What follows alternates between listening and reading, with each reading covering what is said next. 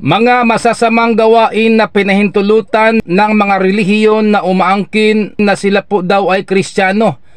Punto Biblikal. Bakit masama ba ang ginagawa? Talagang masama sapagkat ang kanilang simbahan ginawang parang nightclub. Ano ang nakasulat sa Biblia? Lumayo kayo sa lahat ng uri ng kasamaan.